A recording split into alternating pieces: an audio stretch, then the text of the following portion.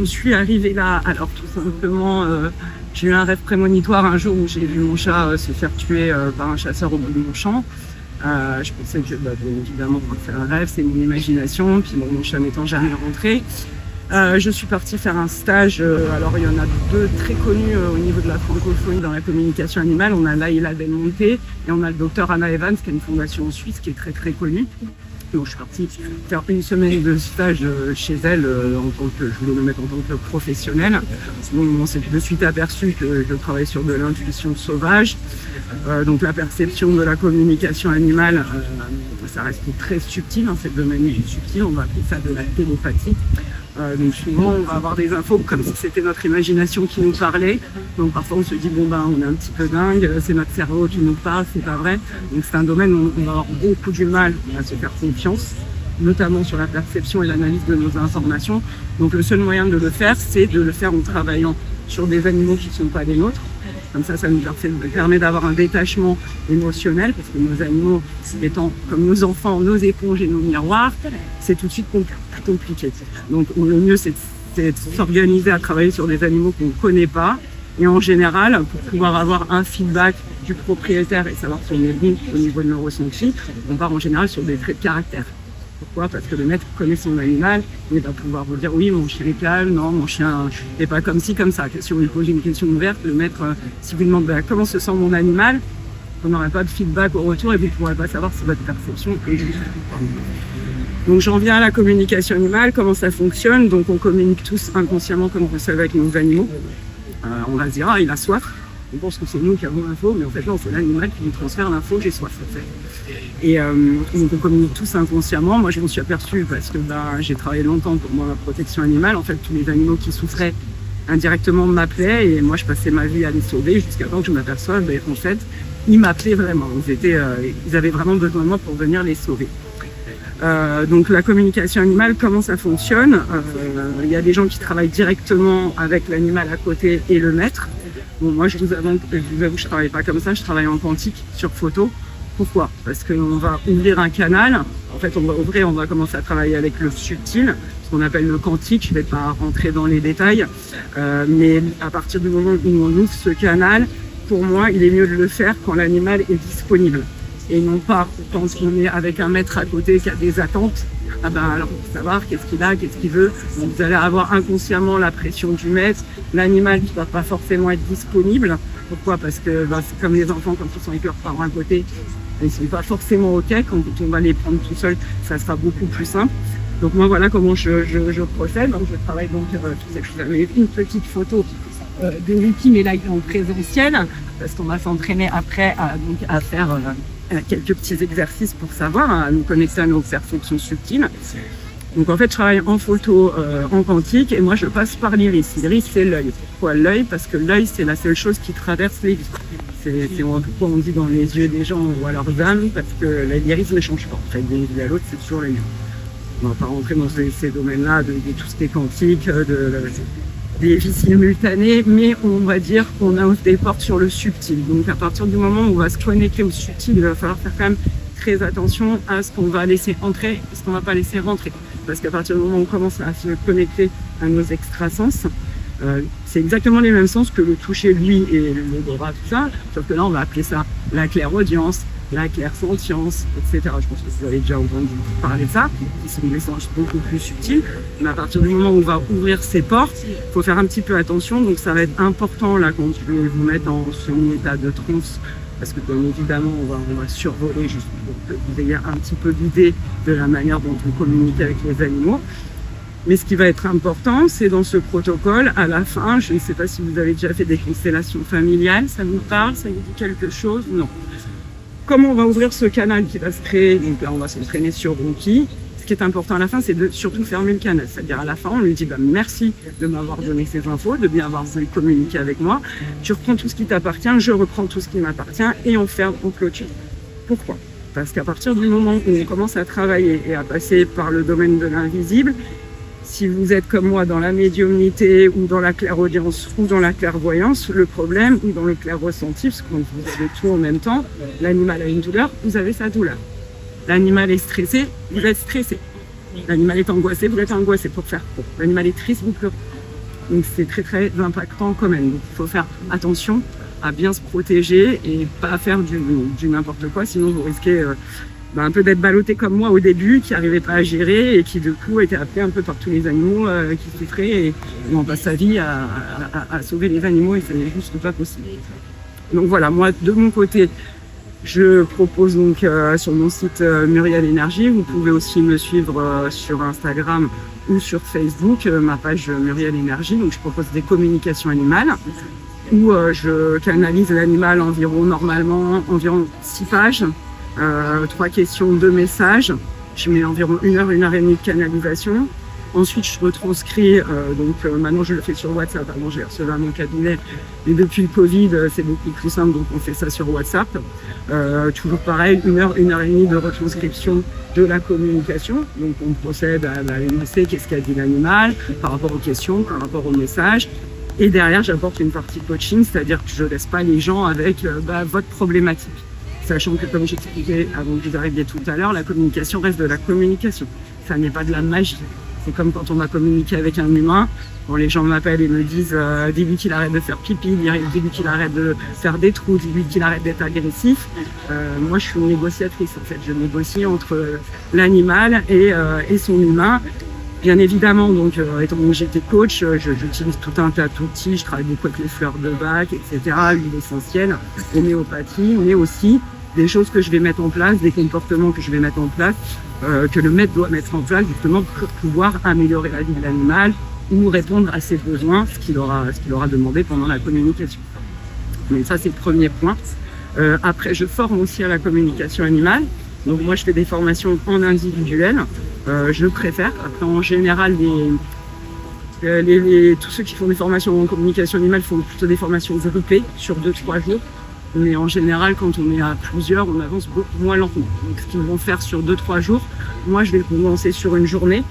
J'envoie déjà tout ce qui est les bases, parce qu'il faut aussi connaître en énergétique, connaître un petit peu l'invisible, savoir un peu comment ça fonctionne en quantique, pour comprendre comment fonctionne la communication animale. Donc au préalable, je vous envoie tout un tas de supports pour que le jour où vous arrivez en stage, on n'ait pas à reprendre toutes les bases. Et ensuite là, on travaille les protocoles et on s'entraîne sur les photos d'animaux. Je propose aussi des stages de perfectionnement où là, vous êtes arrivé à un certain niveau, vous êtes entraîné. Donc bien évidemment, pas sur vos animaux, on l'a vu tout à l'heure.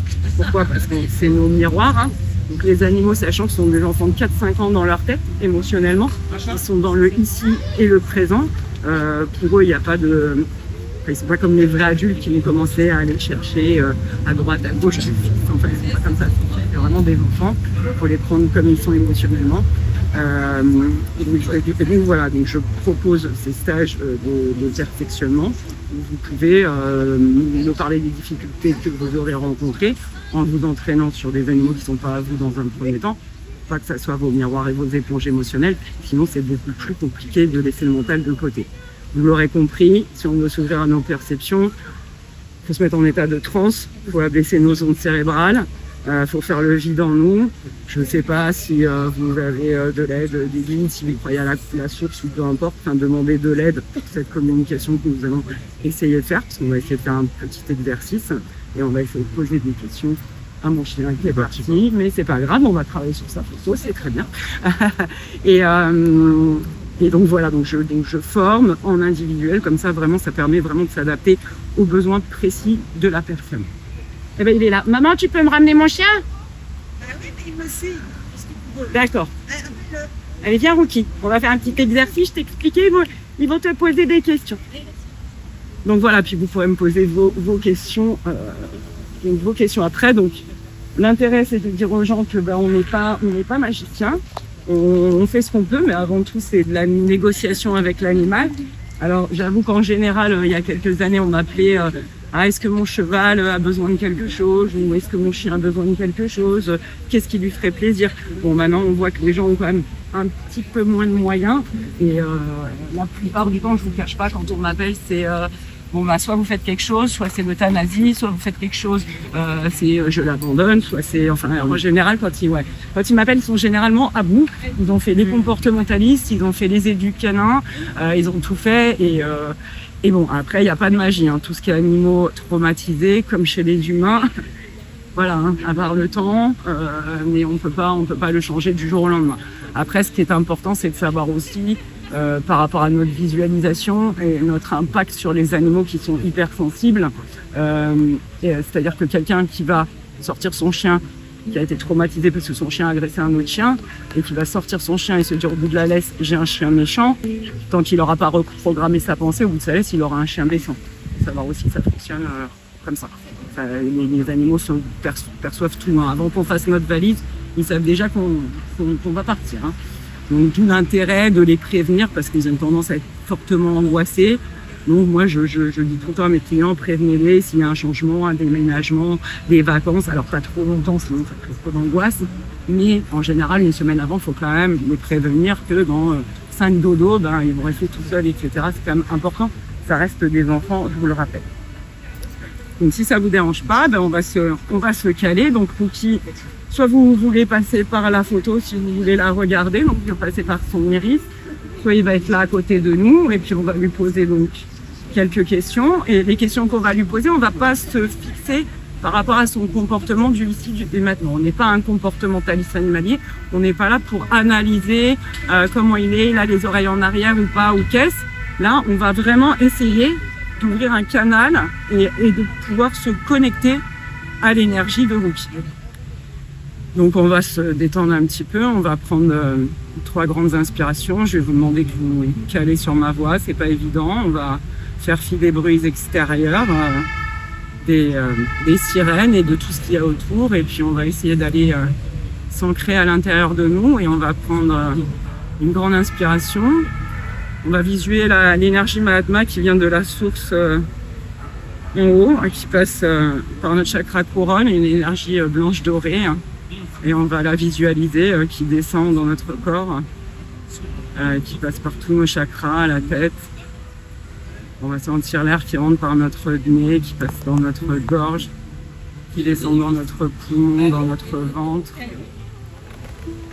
Et à chaque expire, on va se détendre davantage, vous pouvez fermer vos yeux. Hein.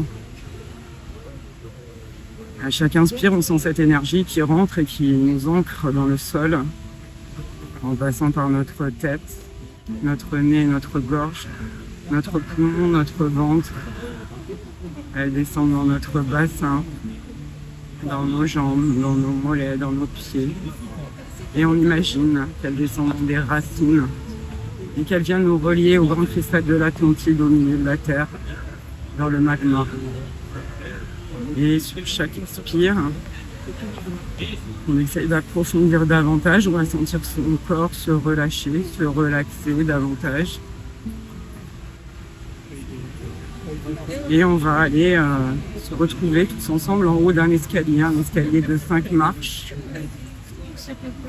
Et ensemble, on va prendre le temps de descendre cet escalier, peu importe les bruits extérieurs, on rentre dans notre fort intérieur, on se relâche, on se relaxe et on va essayer de demander à cette énergie Mahatma, à nos guides, à nos anges, à ceux en quoi on croit, de nous aider à essayer de nous connecter à l'énergie de Rookie pour essayer d'avoir une réponse à nos questions. Et on va descendre ces 5 marches. Et arrivé en bas de ces 5 marches, on sera dans un lieu sécurisé, donc soit un lieu extérieur, un lieu dans lequel vous pourrez revenir pour éventuellement le parfaire plus tard, l'améliorer, le finaliser, ou tout simplement descendre à l'intérieur de vous-même. Tout ce qu'il faut, c'est que vous soyez dans un lieu protégé. Un lieu protégé où vous allez pouvoir communiquer en toute sécurité avec les animaux. On va descendre la première marche tous ensemble. On va poser notre pied sur la première marche et on va sortir notre corps s'alourdir davantage. Deuxième marche, c'est nos muscles, nos tendons, nos ligaments qui se détendent davantage à chaque inspire, chaque expire. Troisième marche, on sent notre corps de plus en plus lourd, de plus en plus léger, peu importe ce qui vous semble juste. Quatrième marche. Vous savez que vous allez bientôt arriver dans ce lieu de paix, ce lieu de tranquillité, ce lieu de sécurité. Vous êtes détendu, relâché, relaxé, vous allez pouvoir faire le vide et pouvoir vous connecter à vos perceptions extra subtiles. Cinquième marche. Vous êtes à présent dans ce lieu, donc ce lieu extérieur. Vous pouvez être sur cette planète, sur une autre planète, ça peut être l'intérieur de vous, peu importe. N'importe quel lieu. Un lieu pour lequel vous pourrez revenir pour l'améliorer. Vous pouvez sentir les couleurs, les odeurs, peu importe les bruits qui sont autour de vous, ils font partie de ce lieu, mais vous n'êtes pas impacté, vous êtes protégé, vous vous sentez bien. Et dans ce lieu, nous allons inviter Rookie, le chien avec lequel nous avons décidé de travailler aujourd'hui. Et nous allons le remercier de venir communiquer avec nous et de pouvoir lui poser quelques questions. Sachant que la première information qui va vous venir de n'importe quelle manière, de n'importe quel canal qu'elle vous vient, que ce soit olfactif, gustatif, un goût, une odeur, une sensation corporelle ou même tout simplement votre imagination ou une image, sachez que c'est la première chose qui va venir qui sera la bonne. La deuxième, juste après, une seconde et demie après, ça sera votre mental qui viendra interférer. Donc on va essayer de se connecter à Rookie et on va lui demander est-ce que c'est un chien qui est plutôt traumatisé par les bruits ou est-ce que c'est un chien qui est plutôt traumatisé par les gens qui ne le connaissent pas? Et là on va faire le vide à l'intérieur de soi, on va demander l'aide de ses guides, de ses anges, peu importe de ce en quoi on croit. On fait le vide et on voit qu'est-ce qui vient en premier.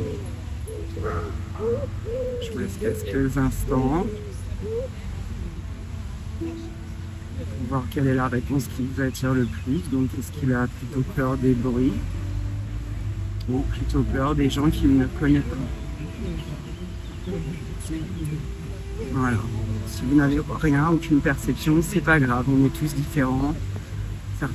Certaines personnes ont besoin d'abaisser beaucoup plus leur zone cérébrale pour pouvoir être dans des états de transe beaucoup plus profonds, pour pouvoir se connecter à leur perception. Et pour d'autres, ça va être plus simple. Mais ayez confiance. On va lui poser une deuxième question. Dans votre tête, vous retenez la première réponse. Donc les bruits ou les humains. Et là, on va lui poser une deuxième question. Est-ce qu'il préfère jouer à courir après une balle ou à jouer après un jouet qui fait pouet-pouet? Donc pareil, prends des grandes inspires, des grandes expires. On est en paix, on est dans notre endroit de sécurité, on est bien, on est protégé, on est en toute sécurité pour pouvoir ouvrir ce canal et communiquer avec Rookie. Et vous voyez ce qui vient à vous, une sensation, une odeur, une couleur. Vous essayez de l'analyser. Plutôt le pouet-pouet ou plutôt courir après une balle. Et donc pour finir, on va lui poser une troisième question, un petit peu plus poussée cette fois, un petit peu plus compliquée. Alors Rookie est amoureux, il est amoureux d'un autre animal. Il est vraiment très amoureux, il est, je veux dire, fou, complètement accro. Alors, est-ce que cet animal, à votre avis, est une jument? Est-ce que c'est une chatte? Ou est-ce que c'est une chienne? Donc, pareil, vous vous connectez, vous faites le vide surtout. Le vide. N'ayez pas trop d'attente. Plus on a de l'attente et moins on a de résultats, vous savez comment ça fonctionne. Et vous voyez ce qui vous vient. Une info, quelque chose. Même sous forme d'une pensée, hein, que vous pouvez penser avec votre imagination. Et tout simplement, ça peut être l'énergie de Rookie qui vous répond.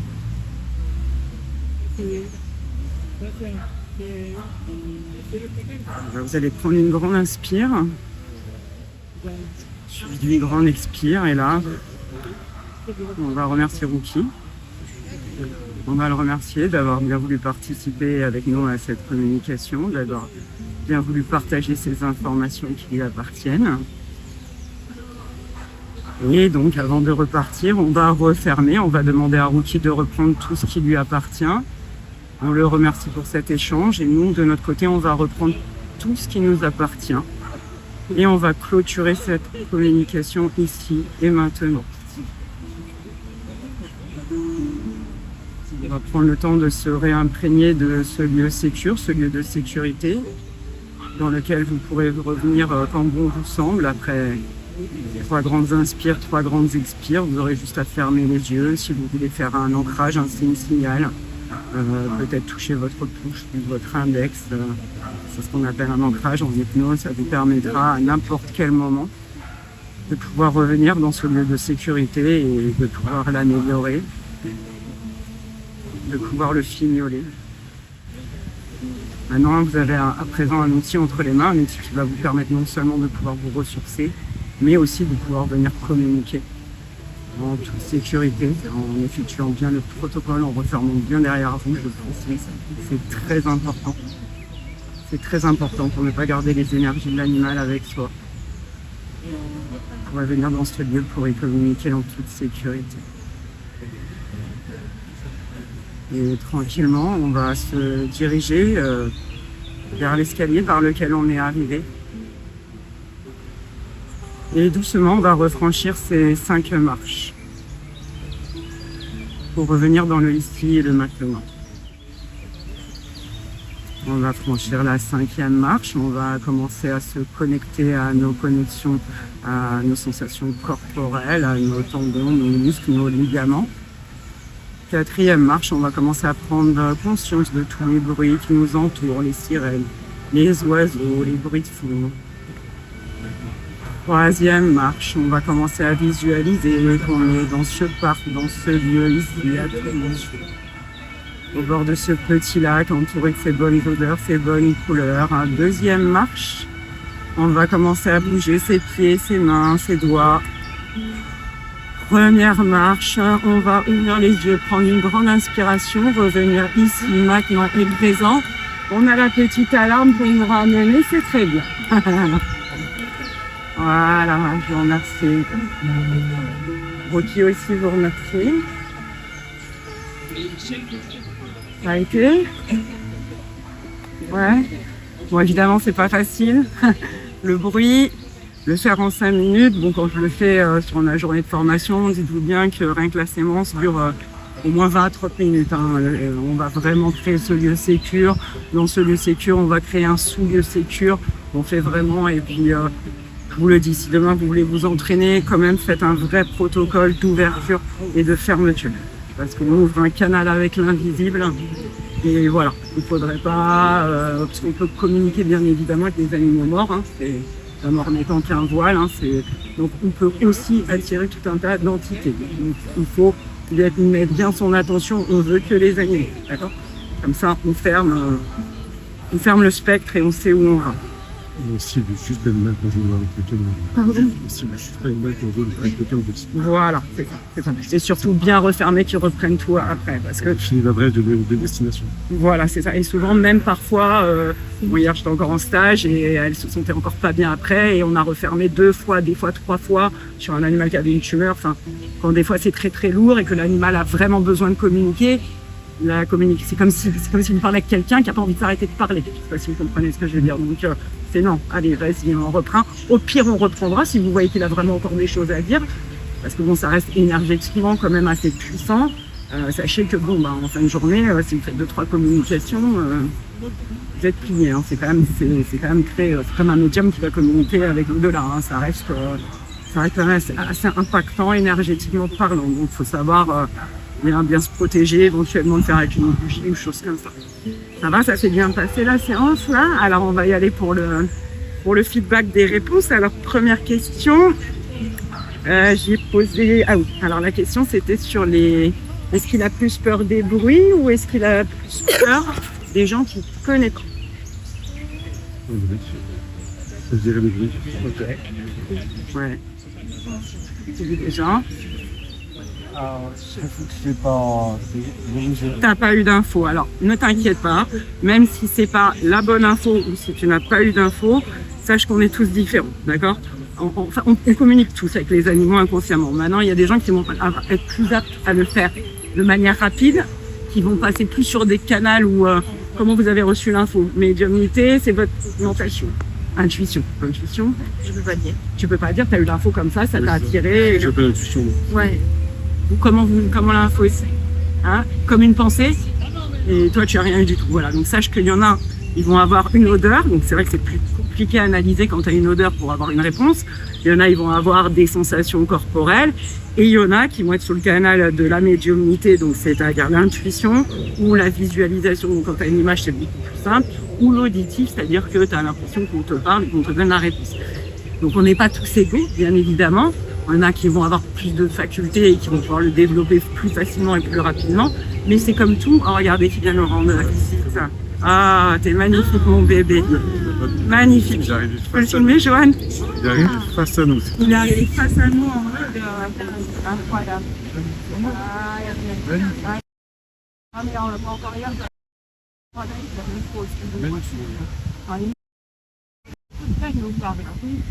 Et Il a fait, c'était incroyable. ouais, c'était magnifique. C'est comme s'il venait nous Oui, c'est saluer. nous prendre dans ses bras. Nous prendre dans ses bras, nous saluer. Donc Donc voilà, pour vous dire que, donc en fait, il a peur des bruits. Mais c'est pas parce que vous n'avez pas eu la bonne info ou qu'il n'a pas eu l'info que vous ne savez pas communiquer avec les animaux. Comme je dis, on est tous différents.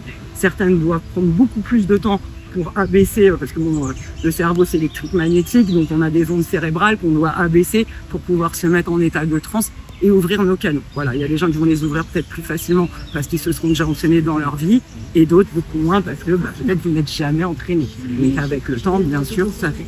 Sur la deuxième question, vous avez répondu quoi? Donc c'était poète ou courir après une balle. Moi, c'était mes balles. Balle, poète. Pareil, t'as pas réussi à... Après, c'est dur, hein, ta vie avec les bruits, les sirènes, les machins, c'est pas évident. Hein. Donc, c'est poète. Hein. C'est poète. Monsieur est accro des poète. Quand ça fait pas poète, ça c'est un casse. Une balle qui fasse poète. C'est Voilà. Ou une balle qui fait poète. Là, c'est Peut-être, mais j'ai pas encore fait la balle qui fait poète. pas certain que ça existe beaucoup, mais Mais voilà, mais en tout cas, les doudous poète, ça, c'est son truc, c'est super. Bon, bah voilà, parfait. Et puis, la dernière, alors, de qui est-il amoureux? D'une jument? Moi, j'ai dit bon. Jument? La minette. T'as dit la lunette, toi? La minette. T'as dit la lunette, et toi? Je savais pas. Et bien, c'est la jument. Ah. Donc, bravo, tout bon. Donc, je pense que toi, ta connexion à la perception, ton intuition, tu l'as déjà bossé, vrai ou Oui. pas? Hein, voilà, donc tu vois, en fait, c'est quelqu'un qui travaille déjà énormément avec son intuition. Donc, quand tu travailles ton intuition, t'as tout qui vient comme ça. C'est normal que quelqu'un qui n'a jamais travaillé avec son intuition, ça peut pas venir comme ça se travaille. C'est comme tout dans la vie. Un joueur de tennis, il va pas pouvoir être bon au bout de 3 minutes qu'il échange une balle. Ben, c'est pareil, ça se travaille. On l'a tous. C'est juste qu'il va falloir le travailler et se faire confiance, en fait. Voilà. Mais voilà comment fonctionne la communication. Donc c'est vrai, quand moi j'ai des clients qui me disent ah mais non, mais je veux que vous veniez communier là chez moi avec mon animal. Maintenant, je pense que les gens n'ont pas conscience que c'est pas un échange comme avec un humain. Ça se passe pas comme ça. Et beaucoup de personnes aussi ne comprennent pas qu'on leur dit je communique sur photo. Mais moi, je perds énormément de clients comme ça. Non, je veux que vous veniez chez moi. Non. Et bien non, parce qu'ils comprennent pas, pour eux, communiquer sur photo, on est des fous. Voilà. Mais quand par rapport à quelqu'un, je fais 10 lignes sur le caractère de l'animal et je lui dis par rapport à la photo, bah, il est là avec nous, le bébé. Hein. Tu nous écoutes, hein? Oui, tu nous écoutes. Hein, mon grand? Ah oui, tu nous écoutes. Magnifique, ça. Magnifique.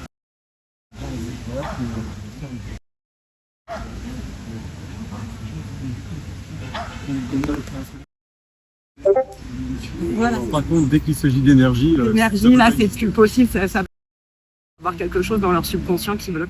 Mais effectivement, il y a une question d'éducation, Ouais. d'ouverture d'esprit. ouais, le cartésien, etc. Et donc, c'est vrai que beaucoup de personnes ne comprennent pas. Si tu te retournes, il est en train de te regarder, Johan. Regarde. Très près. Regarde. Je l'intéresse. Filme-le, regarde. Il est en train Et je l'ai filmé déjà. Tu viens, bébé? Est-ce que tu dire bonjour? Rien que pour le coup,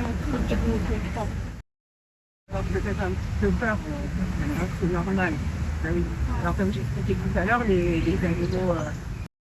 les animaux sauvages, bah, ça reste sauvage. C'est comme quand demain on va faire de la sylvothérapie, on va se connecter à un arbre, ça va rester grégaire, quoi. Ça va rester positif, négatif, on va sentir des choses, des énergies, mais ça ne sera pas du concret comme aller communiquer avec un animal qui équivaut à un gamin de 4-5 ans.